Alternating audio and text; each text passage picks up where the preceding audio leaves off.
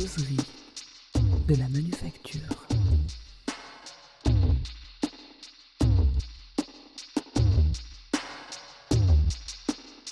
Bonjour à toutes et à tous. Donc tout d'abord, un grand merci d'être présente et présent pour cette 4e édition du rendez-vous des causeries initiée et proposée par le programme de culture chorégraphique en ligne Dançonner de la manufacture CDCN Bordeaux-La Rochelle. Donc les causeries, pour le dire très rapidement, consistent à inviter des personnes donc inspirantes, artistes, chorégraphes, chercheurs, chercheuses, journalistes, afin de discuter, d'échanger sur un sujet spécifique en lien avec le thème du mois de Dansonner. Donc, et pour cet été, Dansonner se penche sur la question du décloisonnement entre les pratiques dites de danse traditionnelle et la danse contemporaine. Et pour cette causerie, nous sommes très heureux et heureuses d'accueillir et de recevoir 3 artistes. Donc Eina Allegri, Bienvenue Bazier, donc, qui a un petit problème de connexion depuis le Burkina Faso et le festival de Ouagadougou, et qui est sur cette causerie via mon téléphone, et Perrine Chifadji, voilà. Et une chercheuse, Aurélie Doignon, docteur en sciences de l'éducation et danseuse, dont les recherches s'articulent autour de l'institutionnalisation, je vais y arriver, et la mise en savoir des danses d'Afrique de l'Ouest, à qui je laisse maintenant la parole et qui va animer cette causerie. Donc à toi Aurélie, et merci, et bonne causerie, bonne causerie. Merci beaucoup Juliette, et je remercie la Manufacture pour l'invitation. Donc je vais tout de suite présenter les artistes qui sont avec moi aujourd'hui. Donc Aina Alegre, qui est danseuse, performeuse et chorégraphe, et qui a pour ambition de réimaginer les corps à travers ses productions dansées. Alors ses dernières créations en 2020 s'intitulaient Concreto et Rausha. Son travail de recherche du mouvement s'articule en particulier autour du martelé frappé, qui est finalement son moteur chorégraphique et, si on peut dire, son gimmick créatif. Ensuite, j'accueille Perrine Chifadji de la compagnie Résonance, qui est chanteuse et danseuse. Elle utilise la voix, le corps, la musique, et cet enchevêtrement de compétences lui permettent de construire des créations diverses, autant à destination du jeune public que du grand public. Et sa dernière création, intime, s'intitule Une goutte d'eau. Perrine, elle se définit comme corpeuse et transmet lors d'ateliers cette dialectique justement entre le corps et la voix, dont on verra qui est très intéressant. Et enfin, Bienvenue Bazier, qui est un artiste polyvalent, danseur, chorégraphe, mais aussi conteur. Il est co-créateur de la compagnie Auguste Bienvenue et a travaillé avec d'autres compagnies également, ou d'autres artistes comme par exemple le chorégraphe Seydou Boro. Ses dernières créations sont celles du parcours engagement féminin, dont il dirige la formation, et une création avec la compagnie Auguste Bienvenue en 2020 qui s'intitule Crépuscule. Donc venons-en maintenant à notre causerie. Donc la dénomination de danse désignée comme folklorique, populaire, traditionnellement opposée à une danse qui se veut savante parce que codifiée et institutionnalisée, en grande partie par l'Occident d'ailleurs. En France, qui plus est avec la codification de la danse classique sous Louis XIV, et cette appellation est révélatrice parce qu'on peut se demander classique à partir de quand, par qui, et classique de quoi aussi. À partir du début des années 1900, on observe des échanges d'inspiration entre les pays, les horizons, la danse du coup se décloisonne et puise dans les imaginaires mutuels.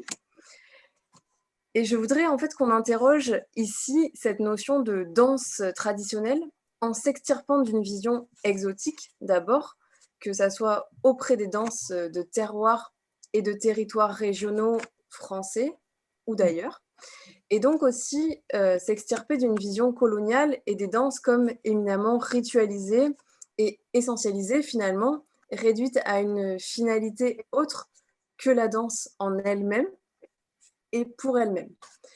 Donc la première question que je vais vous poser est comment est-ce que vous décririez votre danse, vos inspirations? Que signifie populaire ou traditionnel selon vous? Et en quoi danse contemporaine et danse folklorique s'alimentent? Ou au contraire, qu'est-ce que produit l'une que ne permet pas l'autre? Je vous donne un exemple. Dans les entretiens que j'ai pu avoir auprès des danseurs sénégalais, certains me disent avoir appris sur leur danse, sur leur pratique, en allant à l'étranger et en se confrontant à d'autres esthétiques. Donc je vous laisse, je sais, Perrine ou Aïna ou Bienvenue. Pour cette première interrogation sur justement la dialectique entre danse traditionnelle, folklorique et danse, danse contemporaine. Pardon. Bah, moi, je peux commencer et après, vous me coupez si je me fais trop longue. Non, moi, ce qui m'intéresse en fait, à répondre, c'est cette question aussi de qu'est-ce qui nous inspire, en fait, et comment on définit nos danses. C'est vrai que moi, je viens, donc, on va dire, de la danse contemporaine et que c'est aussi une danse qui est en permanence définition, c'est-à-dire que c'est quelque chose qu'on définit constamment. Donc, du coup, c'est large et souple ce que ça pourrait être la danse contemporaine actuellement. Mais c'est vrai que on va dire, mes sources d'inspiration ont à voir avec tout ce que moi j'ai vécu dans tout ce qui serait la culture populaire, c'est-à-dire non pas des danses traditionnelles ou folkloriques, mais tous les, on va dire, manifestations culturelles, célébrations qu'on a donc, dans nos villages, dans nos villes ici en Méditerranée et puis ailleurs, bien entendu. Donc, du coup, en fait, moi, je puise ma propre expérience, enfant, adolescent, à participer dans ce qu'on appelle les danses traditionnelles. Du coup, ici, on va dire en Catalogne, ce qu'on appelle les danses traditionnelles, tout simplement, c'est des danses qu'on danse justement des gens qui ne sont pas des danseuses-danseurs. Donc, c'est des personnes, sociétés qui décident d'apprendre ces danses-là qui sont transmises de manière orale et on les danse dans les rues à un moment donné dans l'année. Donc, ce qui fait que tout simplement, ce qu'on appelle tradition, ça n'est pas rien d'autre que maintenir ce rendez-vous annuel et participer à ces danses-là alors que ces personnes-là ne s'intéressent pas directement à la danse, mais s'intéressent à maintenir, à continuer, on va dire, à porter ce moment de célébration qui est à la fois traditionnel dans le sens qui vient du passé, qui est transmis de génération en génération, mais qui s'actualise aussi et qui se reformule. C'est-à-dire qu'on va dire qu'il y a cette idée de comment on active et on donne, on va dire, une certaine... comment on rend vivant et on transforme ce qui vient d'une mémoire, on va dire, d'une passé, d'une mémoire collective. Comment on met à jour, nous, ces danses qu'on nous a été transmises et qui mutent parce qu'elles se transmettent de génération en génération. Donc, moi, en fait, j'ai été très, très inspirée de cette expérience-là, de mon enfance et ma adolescence, pour continuer à travailler dans mon travail en tant que chorégraphe et danseuse contemporaine. Donc, c'est là où, pour moi, on va dire, le premier croisement se fait. C'est de comment m'intéresser, on va dire, à des sujets du corps que la danse traditionnelle porte, comme la question qui poursuit mon travail, qui est comment les gens se célèbrent, quels sont les codes physiques, quelles sont les constellations spatiales, quels sont on va dire, les actions, les rituels dans lesquels on va dire on va célébrer aussi une mémoire collective. Donc en fait, c'est par ces questions-là qu'il y a pour moi une bascule qui se fait entre deux mondes, le monde de la danse populaire ou de la culture populaire et le monde de la recherche en danse contemporaine ou dans la création contemporaine. C'est entièrement des questions de ma propre expérience, on va dire, d'enfant ou d'adolescente. Donc finalement, toi, si je peux résumer, c'est que la danse populaire, c'est une célébration et la danse contemporaine, plus de la recherche. Et du coup, la danse populaire a alimenté ta recherche en danse contemporaine. Exactement. Ok, super, merci. Il y a on va dire à la fois une hybridation, mais à la fois on va dire une base communicante, en fait. C'est vraiment un pont qui se auto-nourrit, en fait. Perrine est bienvenue par rapport à ça, à l'articulation entre les deux. Est-ce que vous faites des ponts, vous aussi, par rapport à ces deux entités?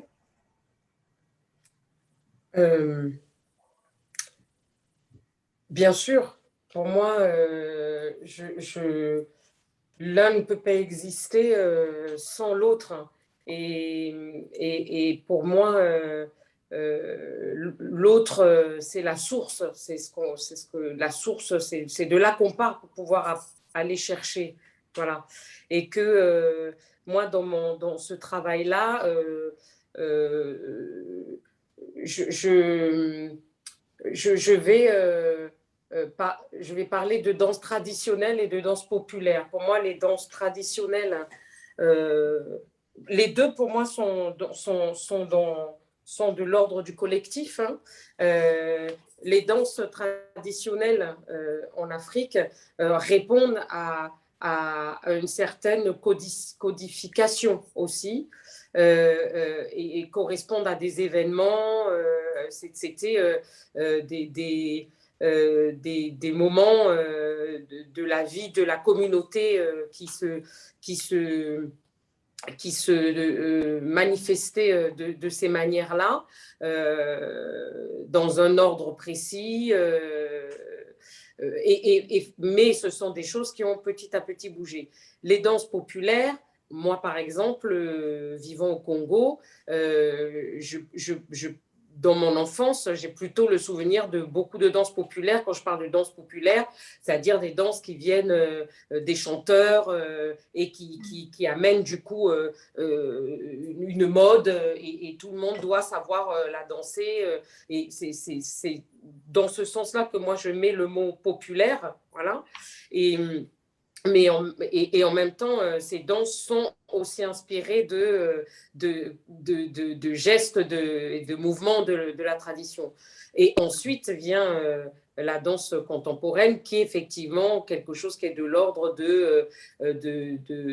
d'une écriture différente, d'une recherche, même si je pense que les autres danses aussi ont aussi une certaine recherche à la base. Hein, donc, pour moi, c'est simplement une manière différente de retranscrire cette recherche-là avec des codes d'aujourd'hui. Voilà. Après, moi, par rapport à la danse contemporaine, je vais dire que c'est elle qui m'a amené à interroger la danse traditionnelle et populaire. Donc, c'est pour ça que je dis l'une ne peut pas exister sans l'autre, parce que finalement, on part de quelque chose pour dire que c'est le contemporain de quelque chose d'autre. Voilà. Je me souviens d'une danseuse contemporaine, de danse contemporaine française qui, en voyant la danse contemporaine africaine, un spectacle, dit ah oui, mais pour moi, c'est pas de la danse contemporaine. Et je lui ai dit, mais pour pouvoir dire que c'est pas de la danse contemporaine, qu'est-ce que tu sais de la danse traditionnelle? Parce que effectivement, quand on parle de contemporain, on le situe par rapport à quelque chose. Donc, bref, donc, tout ça pour dire qu'effectivement, moi, c'est ça qui m'a amené à interroger. et qu'aujourd'hui, la manière dont je m'en sers avec la voix, elle est nourrie de ces deux sources-là.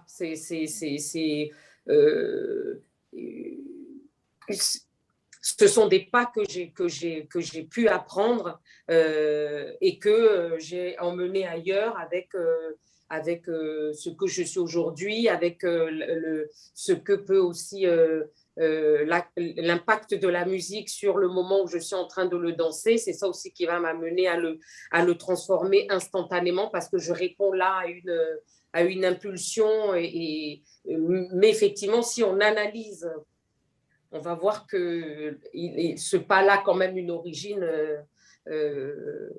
passée. Voilà. Donc oui, un pont obligatoirement pour moi. Voilà. Merci Perrine. Est-ce que Bienvenue peut-être a quelque chose à répondre? Je ne sais pas s'il nous entend. Oui, vous m'entendez? Oui, très bien.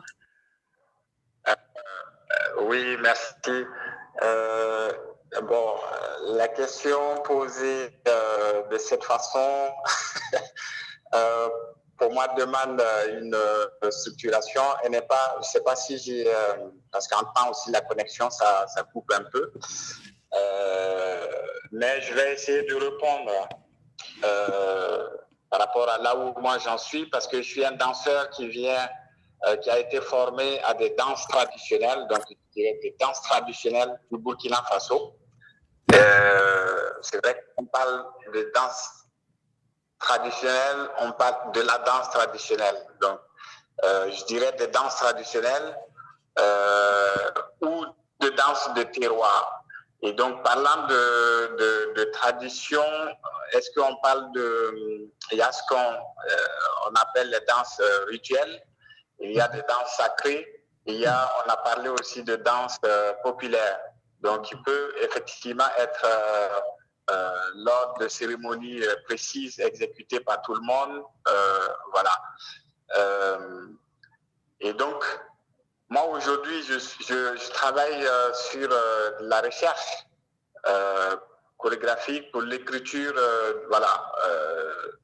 de pièces chorégraphiques qui vont s'inspirer en fait de thématiques différentes.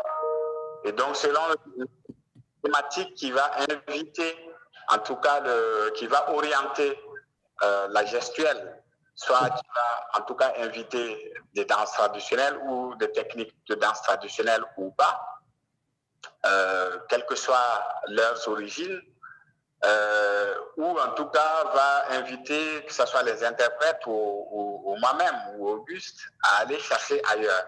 À partir de toutes les techniques qu'on a pu apprendre, c'est vrai que je viens de danse traditionnelle, mais je me suis ouvert aussi à d'autres formes de danse qui ont des techniques qui me permettent aujourd'hui de construire une danse qui reste au service du propos, donc de la thématique qui est traitée. Donc, aujourd'hui, il est difficile de dire que je vais partir de cette formation donc de danseur traditionnel voilà, que j'ai eu au départ, ou forcément écrire ou laisser apparaître dans une écriture chorégraphique. Vous m'entendez correctement? Oui. Très bien. Donc, pour moi, je suis à ce niveau-là. Et aujourd'hui, quel est le constat que je fais? Que ce soit aujourd'hui une pièce qui est écrite tout en s'inspirant des danses traditionnelles n'est pas forcément reconnue par les populations de ces danses-là. Parce que, à l'origine, ces danses sont exécutées dans un contexte bien défini, avec des musiques qui les accompagnent. Soit elles sont sacrées, et c'est réservé aux initiés, avec une musique qui les accompagne. Donc, ils sont compris, soit ils sont populaires, c'est ouvert à tout le monde, sur la place du village, ou je ne sais pas, ou lors d'un mariage, ou lors d'un baptême. Et ces danses-là sont exécutées par tout le monde avec des musiques qui vont avec. Utilisées dans une recherche, ou en tout cas, quand elles subissent une transformation dans une pièce chorégraphique, ne sont plus reconnues par les populations, d'où elles viennent. Et aujourd'hui, la question, le problème se pose ici aujourd'hui pour les danseurs ou les chorégraphes africains lorsqu'ils reviennent, ou en tout cas quand ils partent, par exemple en Afrique, je prends cet exemple, avec une pièce chorégraphique, mais qui s'inspire des danses traditionnelles, la réaction des populations, c'est on ne comprend pas. Ça, ce n'est pas une danse pour nous, parce que tout simplement, ils ne reconnaissent pas ces danses-là, donc, et qui sont, pour eux, quand ils sont exécutés dans leur cadre, sont accompagnés par des musiques ou une musique d'une certaine façon qu'on peut reconnaître. Voilà. Donc aujourd'hui, moi, je ne me pose plus, en fait, je ne me pose pas la question de savoir si j'utilise une danse traditionnelle ou pas. Je pense que ce sont des choses qui sont ancrées en moi. Ce sont des techniques qui sont dans mon corps et qui me permettent de m'exprimer au service d'un propos que je traite. Comme toutes les autres techniques que j'ai pu apprendre, contemporaines ou de danse traditionnelle d'ailleurs, d'autres pays d'Afrique ou d'Europe, etc. Donc, je suis vraiment à ce niveau-là. Je ne sais pas si, par rapport à la question, si, voilà, ma réponse, elle est... Si, c'est tout à fait clair et tout à fait pertinent. Merci beaucoup, bienvenue. En fait, si je peux résumer, c'est vraiment que le contexte détermine la situation de danse et finalement, vous dites tous les trois la même chose que les danses folkloriques ou populaires vont influencer vos créations en danse contemporaine. Le deuxième point que je voulais aborder, c'est que tous les trois, vous utilisez chacun et chacune de manière différente le geste et le son produit par le corps. Et est-ce que vous pouvez m'en parler? Je sais notamment que Aina utilise le marteler frappé comme récurrence. Mais je peux commencer encore. C'est-à-dire que je pense que tout d'abord, c'est un geste qui est arrivé de manière très naturelle dans on va dire, la façon que je me mue ou que je me mets en mouvement. Et je me suis rendu compte il n'y a pas longtemps qu'il apparaît dans toutes les pièces que je fais d'une manière ou d'une autre, d'une manière très, très différente selon justement le contexte de création, selon le sujet que j'aborde dans chaque proposition. Mais il est toujours là. C'est un geste qui revient. Et même quand j'étais à l'école, je m'intéressais aussi vachement déjà sur la question de la répétition d'un geste. C'est l'idée de la persévérance d'un geste. Et c'est qu'il n'y a pas longtemps que j'ai décidé d'en faire un projet de recherche, vraiment de commencer on va dire, à suivre ce geste-là dans des contextes et dans des cultures et dans des géographies très différentes. Donc, c'est un geste qui m'a amené à la fois à chercher dans des contextes justement de personnes qui pratiquent des danses traditionnelles, mais aussi dans des danses urbaines, mais aussi il m'a amené à suivre, on va dire, des personnes qui vont utiliser ce geste pour le travail, donc c'est-à-dire le geste de travail, donc que ce soit dans le monde industriel, mais aussi agricole. C'est assez passionnant parce que d'un côté, en termes, on va dire, de la pensée de ce geste, c'est un geste contenant qui contient énormément d'autres questions, c'est-à-dire qu'il ouvre la question de la géographie, de comment ce geste il se lie avec on va dire un environnement, un paysage, comme il est en contact aussi avec la technicité, comment il est à voir, et ça lie aussi à la question du rythme, de la musique du corps, mais aussi de la mémoire, c'est-à-dire c'est un geste qui contient énormément de mémoire selon le territoire dans lequel je le cherche, ou dans lequel je porte une recherche. Donc, c'est un geste pour moi qui active énormément d'autres questions sur le corps et sur le corps politique aussi. Et c'est vrai qu'il y a aussi quelque chose de très passionnant de comprendre comment c'est un geste qui va générer du rythme et de la musique. Et donc voilà, et donc il y a cette idée aussi que, en fait, dans ma pratique physique, il m'a amené aussi à me reconnecter à la question de comment le corps est aussi un phénomène sonore, c'est-à-dire comment un corps est aussi un phénomène sonore, comment on va travailler aussi avec la gravité, avec l'impact avec des matières, que ce soit le sol, que ce soit d'autres matières.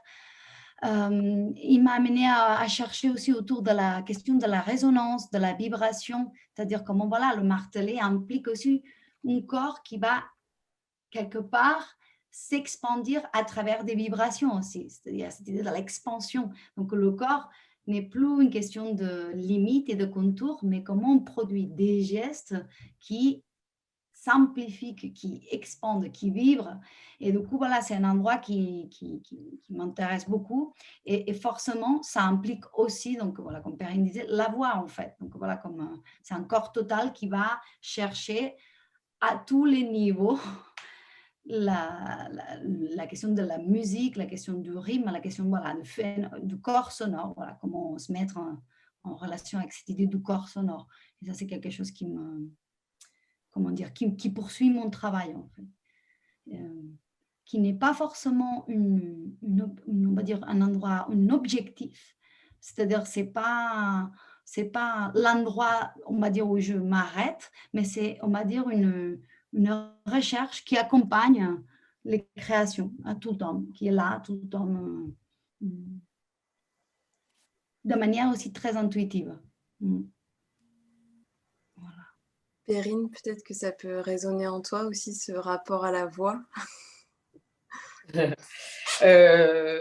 Oui, bien sûr. Alors bon, effectivement, Aïna a dit beaucoup de choses que je rejoins tout à fait. C'est vrai que moi, le média principal de mon travail est la voix. Et c'est vrai que je chantais avant de faire ce chemin dans la danse avec le choix d'une formation parce que avant j'ai fait du modern jazz, j'avais fait pour m'amuser, mais par contre je chantais déjà quand j'ai décidé d'aller un peu plus loin dans la recherche sur la danse. Et moi effectivement à un moment donné, je me suis trouvée scindée, quoi. Voilà.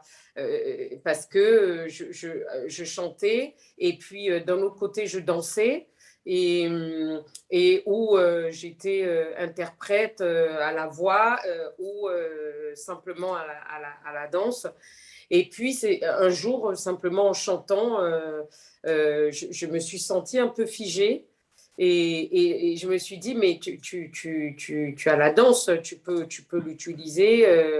Et j'ai commencé à aller travailler sur le corps musical. Voilà. Le corps comme espace de résonance, comme l'a dit aussi Aimé. Et donc, c'est autour de ça que j'ai voulu travailler et surtout, j'avais envie de pouvoir être sur une scène musicale, une scène de musique. J'avais envie d'être, pas que chanteuse, j'avais envie que la danse puisse aussi arriver sur cette scène-là. Quand je dis la danse, ça veut dire le corps. le corps avec la gestuelle. Et j'avais envie de... j'ai commencé à chercher en me disant, si par exemple je veux commencer un concert en étant complètement allongé au sol, comment je vais pouvoir projeter le son que j'avais pour habitude de projeter facilement debout. Voilà. Donc, c'était l'envie d'emmener ce travail chorégraphique que j'adore, hein, de la danse, comment ce type d'écriture peut être amené sur la scène, pas que sur la scène, mais aussi sur la création des chansons, des morceaux.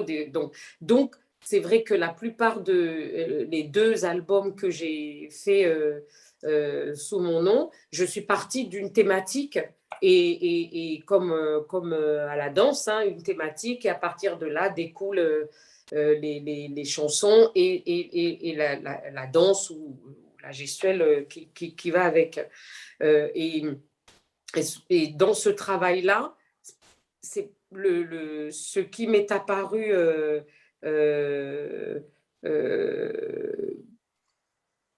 important, comme quelque chose d'important, c'est la question des appuis.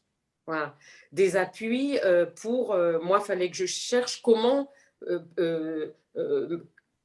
faire en sorte que ma voix, quel que soit le morceau que je chante, soit projetée, puisse être audible et en étant dans toute posture, quelle qu'elle soit corporelle. Donc, effectivement, la recherche du son a été autour des appuis dans l'espace, dans le corps, parce qu'effectivement, si je suis accroupie au sol ou allongée, c'est à l'intérieur, c'est sur un geste que je vais pouvoir m'appuyer pour pouvoir propulser le son et c'est comme un effet trampoline, quoi. Voilà.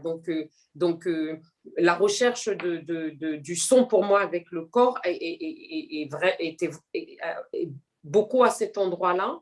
Et en étant dans cette recherche-là, j'ai trouvé aussi du coup d'autres espaces de résonance de la voix. Et c'est pour ça que j'ai appelé le nom de ma compagnie Résonance, parce que c'est vraiment tout autour de qu'est-ce qui résonne et comment cette résonance-là, je la rends visible avec le corps. Parce qu'effectivement, le chanteur, on a l'habitude ça s'arrête au corps vocal et au haut du corps. Voilà. Et là, c'était comment chanter en engageant tout le corps. Et donc, en étant vraiment à l'écoute dans cette posture-là, quand je veux émettre le son, je sens que ça résonne dans le dos, je sens que ça résonne au niveau de l'occiput, je sens que ça résonne au niveau de la poitrine, voilà. Donc, c'est tout cet univers sonore avec le corps m'a permis d'enrichir l'espace vocal et aussi d'enrichir et d'élargir, donner de l'espace en fait, c'est ça, c'est donner de l'espace à la voix grâce au corps. Et dans mon parcours en plus, j'ai eu la chance de rencontrer une prof de chant qui travaille vraiment, elle s'appelle Martina Catella, elle est sur Paris, et elle travaille les chants du monde à partir des zones de résonance de ces cultures-là. Donc, on va travailler les chants vietnamiens, on va savoir que ça résonne beaucoup sur cette partie du corps et ici. Les chants corses, ça va beaucoup être sur cette partie du corps qu'il faut aller chercher la résonance. Dans la langue fon, on est beaucoup ici, tout cet espace de la gorge. Après, la voix de tête. Et en fait, c'est toute une traversée du corps qui produit le son et qui permet de voir le chant comme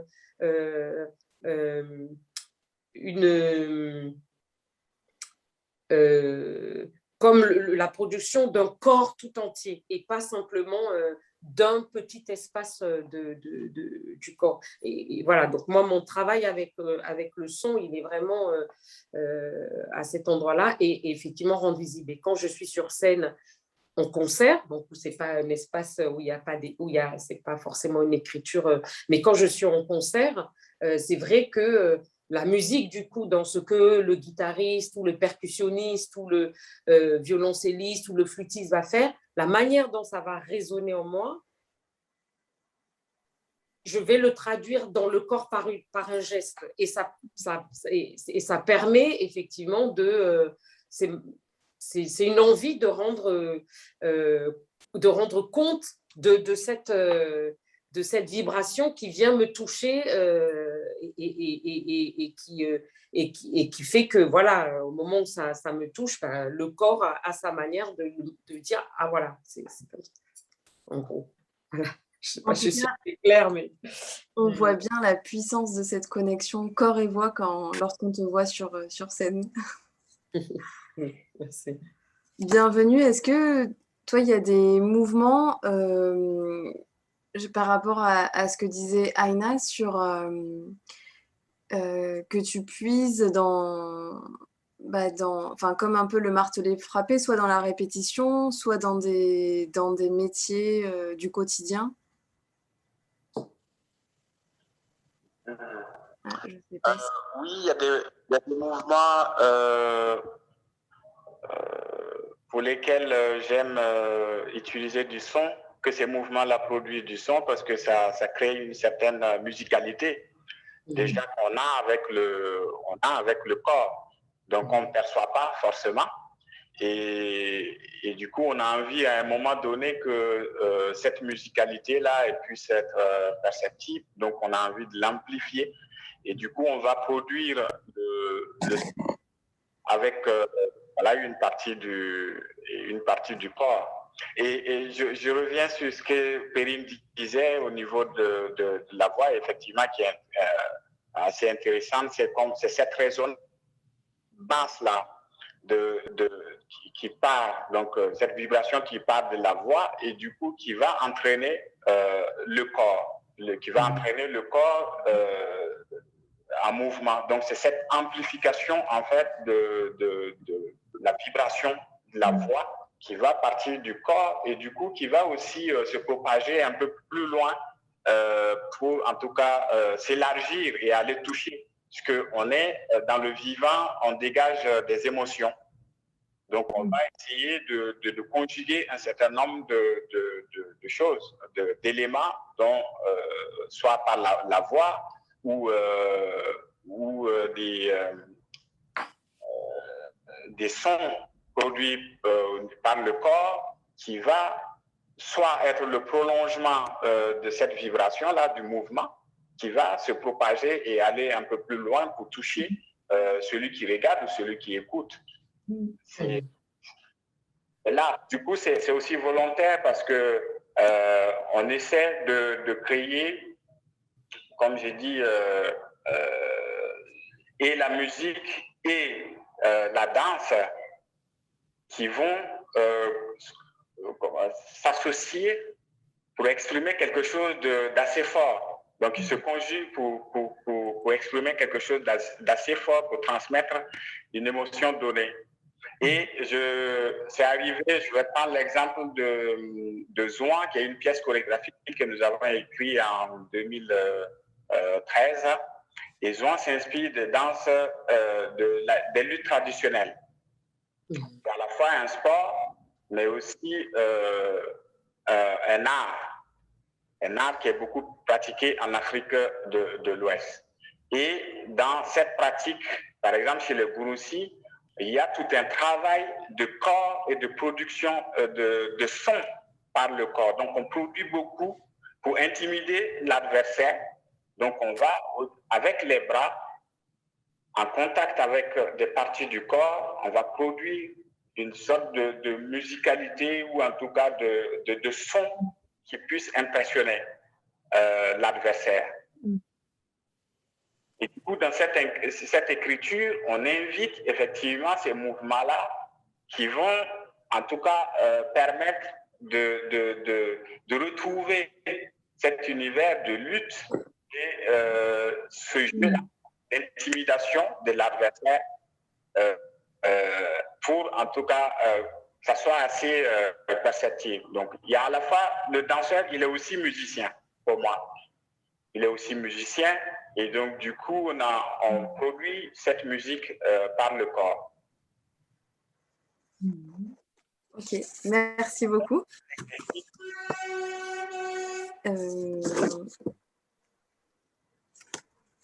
Alors, pardon. Oui. Oui, ce que disait Bienvenue, je trouve ça effectivement tout à fait intéressant et pertinent. C'est vrai que moi, on me dit souvent, mais comment tu composes, comment tu arrives à créer tes chansons, est-ce que le texte vient, la mélodie, et il m'est arrivé de dire effectivement qu'il y a des chants que j'ai trouvés, des chansons que j'ai trouvées comme ça, des mélodies que j'ai trouvées en partant simplement du corps, en faisant être dans une répétition d'un mouvement. En étant dans cette répétition-là, tout à coup, il y a comme c'est une musique que j'entends au fur et à mesure, et ça monte, et ça devient voix après, à un moment donné. Donc, c'est vrai que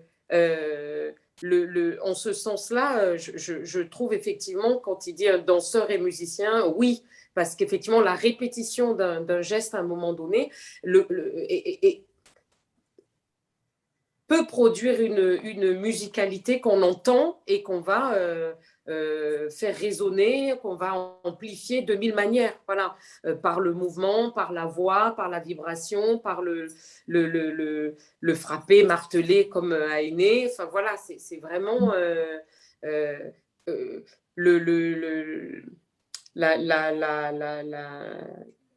la conscience du corps comme vraiment un instrument de musique. Voilà. Et du coup, par rapport à cette notion de voix, je m'interrogeais sur le rapport peut-être à la langue.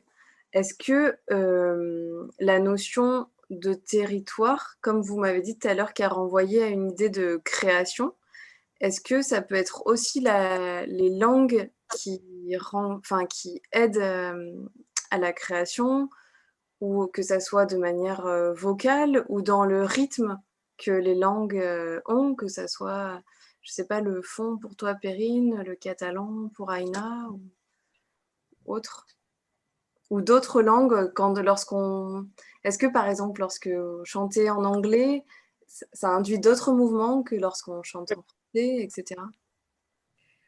Oui, j'y vais. Oui, parce qu'une langue, c'est une musique. Effectivement, je chante en langue fon, mais quand j'ai commencé à chanter, je chantais en anglais. Dans le premier passage sur scène avec le collectif Aspo, c'était en anglais. Ensuite, je suis passée à la langue fon. Il m'est arrivé de chanter effectivement en langue japonaise. J'ai chanté en langue wolof. J'ai chanté en langue arabe. C'est pas du tout, ce sont pas du tout d'abord les mêmes appuis. Hein, c'est pas le même rythme. C'est d'autres paysages, d'autres sons. Donc la gestuelle va être oui, évidemment, tout autre. Donc, c'est ça qui est intéressant. Une langue, c'est un pays, c'est une culture, c'est une identité, c'est une couleur, c'est une odeur, c'est une texture. Donc, pour moi, oui, ça a une influence certaine sur la gestuelle qu'elles vont induire, quoi. Voilà. Aïna est bienvenue. Est-ce que vous n'êtes pas obligé, mais est-ce que vous avez envie de parler de ça aussi?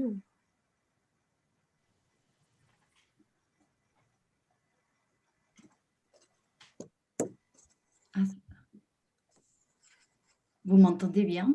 Oui.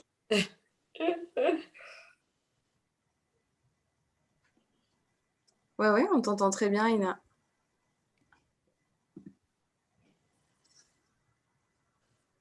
Ah bah là, ça a coupé.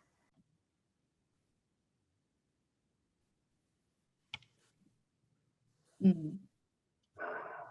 Moi, j'ai pas, je ne sais pas si quelqu'un avait pris la parole peut-être.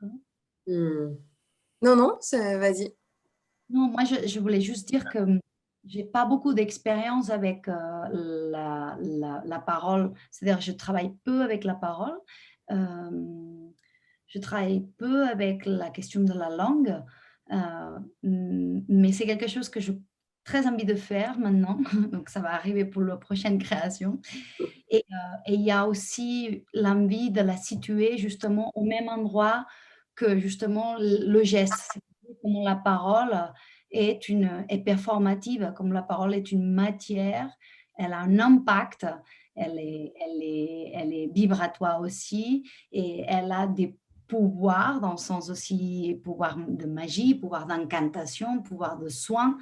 Et du coup, voilà, j'ai envie d'aller chercher la parole à cet endroit-là, c'est-à-dire à l'endroit de croisement avec la danse dans le sens du geste, de dire, et la musique dans le sens aussi de ce que ça, comment ça affecte, on va dire, dans les sens. Donc, je suis complètement d'accord avec ce que tu disais voilà, qu'une langue, c'est une couleur, c'est bien sûr une identité, c'est aussi une façon d'être debout. Oui. Je par une langue ou l'autre, on n'a pas le même rapport à la gravité, à Hmm. la vitesse. Donc, c'est énorme comme endroit de travail aussi, mais c'est très nouveau pour moi en tout cas. C'est quelque chose que j'aimerais bien commencer à chercher aussi autour. Merci, Aïna. Est-ce que bienvenue, tu voulais nous parler de ton rapport à l'utilisation des langues ou pas? Je suis assez d'accord avec ce qu'elle vient de un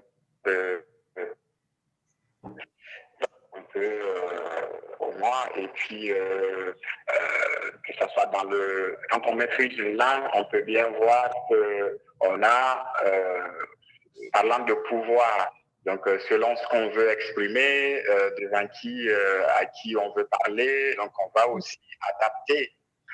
On va trouver un rythme, on va trouver la façon de poser la voix pour transmettre, aller toucher, voilà, la personne là où il faut. Quand on sait en tout cas manier pardon, la langue. Après, pour toute langue qu'on ne maîtrise pas, effectivement, on peut voir que on ne s'exprime pas de la même façon que les personnes qui itinéraire, par exemple, voilà, du pays donné ou voilà, ou de l'endroit où cette langue elle est exprimée. Tu n'auras pas le même débit, tu n'auras pas forcément la même musicalité, la même expression, ça s'adapte, voilà. Donc c'est aussi intéressant et on peut le voir aussi chez en chant. Donc cette présence quand on maîtrise une langue, l'utilisation, comment on peut l'étirer, comment on peut trouver une certaine cadence, etc., etc. Donc, il est assez intéressant.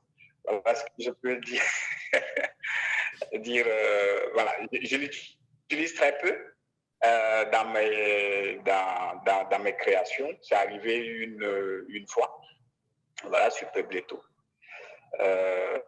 Mais c'est comment aussi cette parole résonne, fait résonance aussi dans le corps et aussi puisse venir appuyer certains gestes pour donner un peu plus de sens.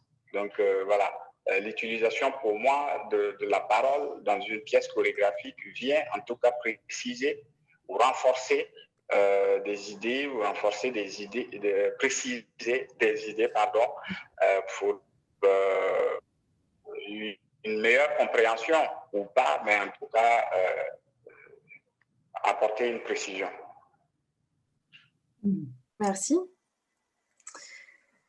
Je vois que l'heure tourne. Donc, pour finir, finalement, votre pratique des danses traditionnelles n'est pas une pratique traditionnelle de la danse, pour reprendre une assertion d'Yves Guilcher. Et je me demandais si ça ne serait pas ce que l'on désigne comme des pratiques dansées et non de la danse, ce qui est dansé hors scène est donc désigné comme folklorique. C'est-à-dire qu'en gros, comment dire,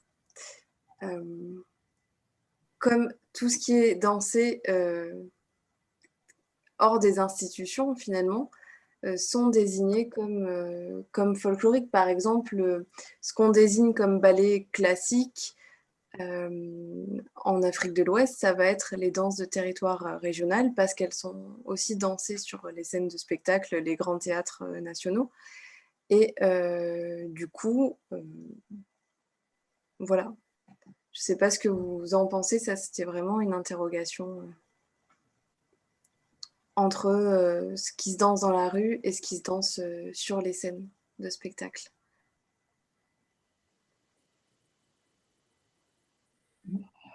Ah ouais.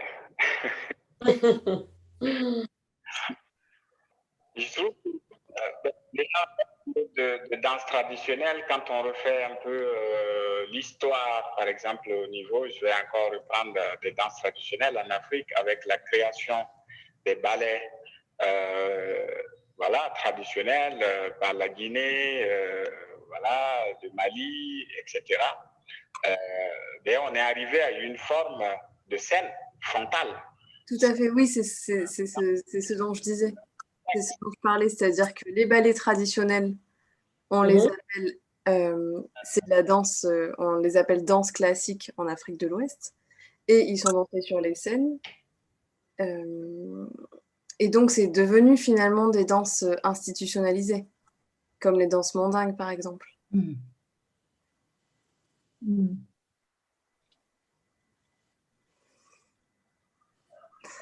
Ces danses, oui.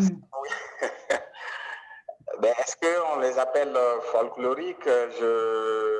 Oui, je pense qu'il y a un problème de... Voilà. Parce qu'après, c'est toujours appelé danse traditionnelle, même si c'est sorti de leur contexte, je pense. Parce qu'en même temps, est-ce que... oui, c'est...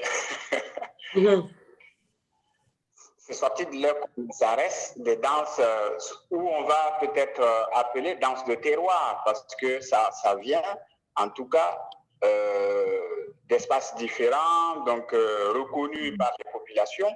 Donc il y a une certaine reconnaissance de ces pas-là, même si c'est exécuté hors de leur contexte, avec des musiques qui sont reconnues, qui sont exécutées.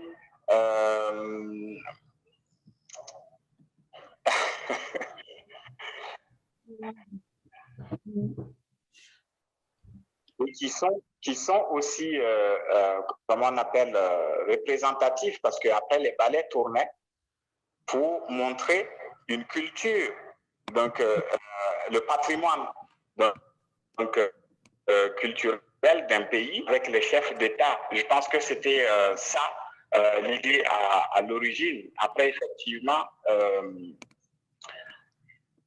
tout ça, c'est dilué par des pratiques qui font qu'on ne reconnaît plus l'origine de certaines danses qui sont exécutées en Afrique, par exemple en Afrique de l'Ouest. On ne sait plus si ça vient de la Guinée ou du Mali, ou etc. Et je pense que c'est en ce moment aussi que, avec ce côté qui dénature à la fois la danse et la musique, je pense qu'on s'est un peu perdu. C'est un peu perdu. Moi, c'est, voilà. Le fait que ça soit exécuté dans un cadre autre que le cadre traditionnelles, si on appellerait ça folklorique ou voilà. Mais ça reste des danses qui sont reconnues par ces populations aujourd'hui, contrairement à ce qu'on peut contrairement à la danse contemporaine.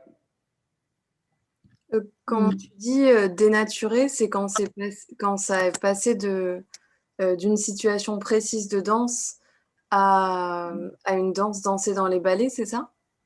C'est à ce moment-là?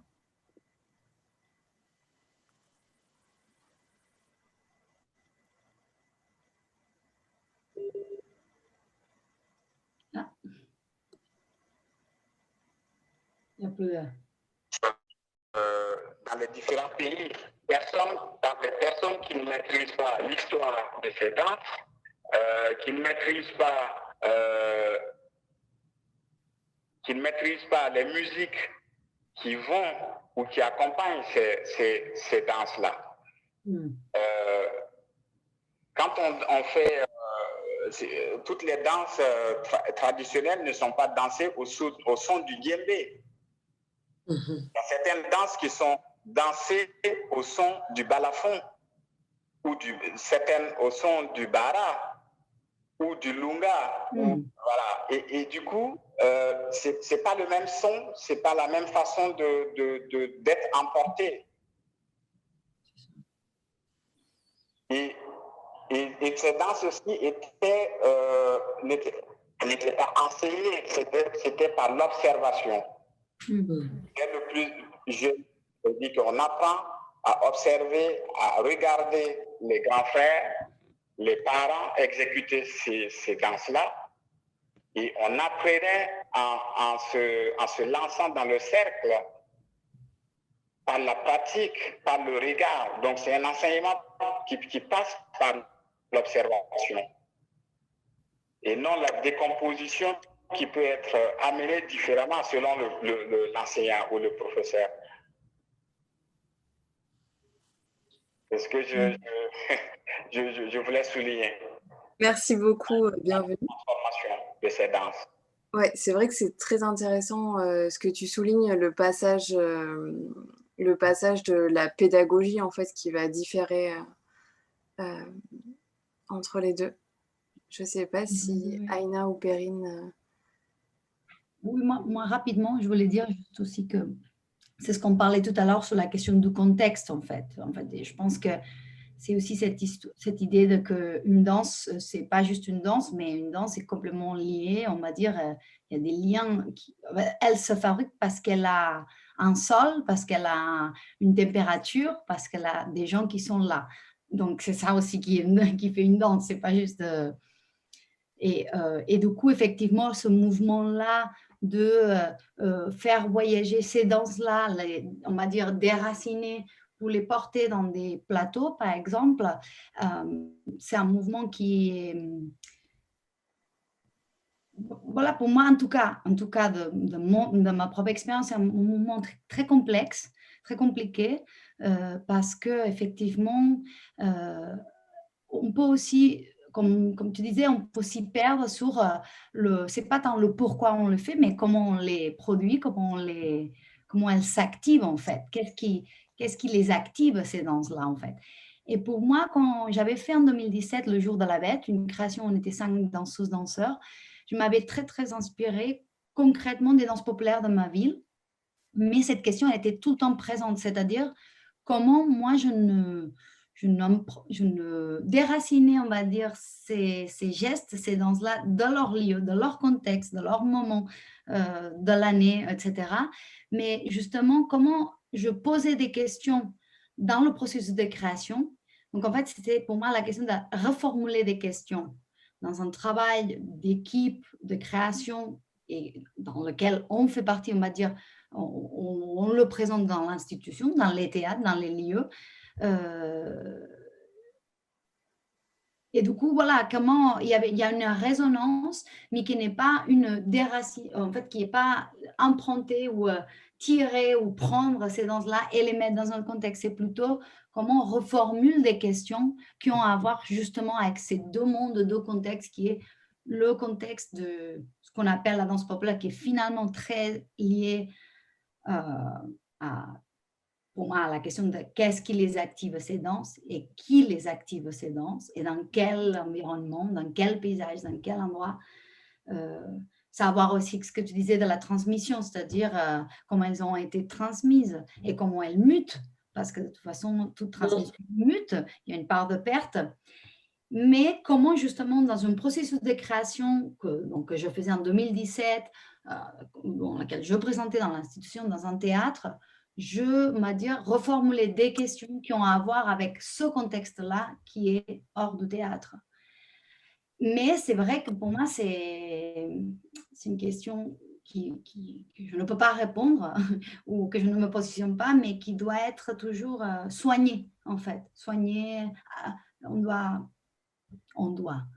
faire ce qu'on veut, chacun de nous, mais voilà, pour moi, c'est comment, encore une fois, comme on parlait au début, entre danse contemporaine et danse traditionnelle, c'est-à-dire quelle est la question qui est tirée, qui nous fait basculer à un endroit et à l'autre, puisqu'on vit à un endroit et à l'autre. Je pense que tous les trois, on travaille à la fois, on se nourrit de nos propres expériences, de notre culture et d'autres cultures traditionnelles, puis on a aussi un travail qui se fait au sein des institutions, et donc on fait que reformuler, que re-questionner.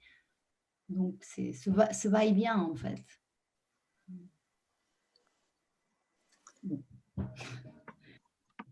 Merci Aïna. Je pense que tu as bien résumé les échanges. Est-ce que Perrine, tu voulais ajouter quelque chose sur... Non, ça va. Okay. Je trouve qu'ils ont dit déjà beaucoup de choses à ce sujet qui sont justes, effectivement, qui sont sur ces questionnements-là de effectivement, comment porter sur une scène quelque chose qui est de l'ordre de la source, de la tradition, et faire avec ce qu'on est aujourd'hui, les questionnements qu'on a aujourd'hui dans notre temps. Voilà. Et comment être à la fois en accord avec nous-mêmes et en accord aussi avec l'essence de ce qu'on prend et qu'on porte sur la scène, quoi. Merci. Merci à tous les trois. Si je peux résumer très brièvement, du coup, les liens entre, pour reprendre l'intitulé, entre danse folklorique et danse contemporaine, finalement, ça va être le contexte le contexte qui détermine la situation. Dans tous les cas, les danses traditionnelles auxquelles vous êtes attachés vous inspirent au quotidien pour vos créations contemporaines et que du coup ce dont tu parlais, Aïna, justement, la transmission, et bienvenue également, hein, la transmission va totalement changer dans ce nouveau rapport de lieu, de code aussi qui change. Et le